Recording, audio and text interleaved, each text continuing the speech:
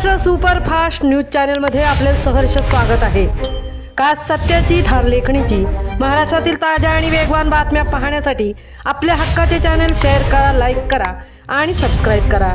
धन्यवाद। सुभेदार नरवीर तानाजी मालुसरे यांच्या 356व्या शौर्य दिन व पुण्यतिथी सोहळ्यास उत्साहात सुरुवात। आधी लगीन कोंढाण्याचं मग माझ्या रायबाचं असा निर्धार व्यक्त करत स्वराज्यासाठी देह समरांगणात अर्पण करणारे सुभेदार नरवीर तानाजी मालुसरे यांच्या 356व्या शौर्य दिन व पुण्यतिथी निमित्त उमरठ येथे सोहळ्याला उत्साहात सुरुवात झाली। दिनांक 10 फेब्रुवारी रोजी अष्टमी निमित्त तानाजी मालुसरे यांच्या पुतळ्यास महाअभिषेक करण्यात आला।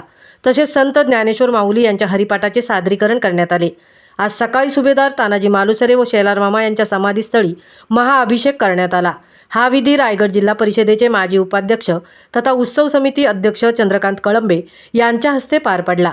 ध्वजारोहण माजी सरपंच इंद्रजित कळंबे यांच्या हस्ते करण्यात आले। शेलार मामा व नव्या तानाजी मालुसरे यांच्या समाधीवर सरपंच जयराम मोरे यांनी पुष्पचक्र अर्पण केले।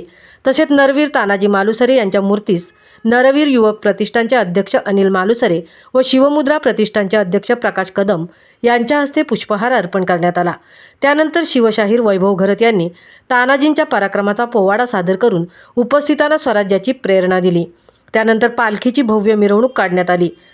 माननीय मंत्री भरतशेठ गोगावले व आदितीताई तटकरे यांच्या प्रमुख उपस्थितीत उत्सव समिती रायगड जिल्हा परिषद व पंचायत समिती पोलादपूर यांच्या संयुक्त विद्यमाने हा सोहळा साजरा होत आहे।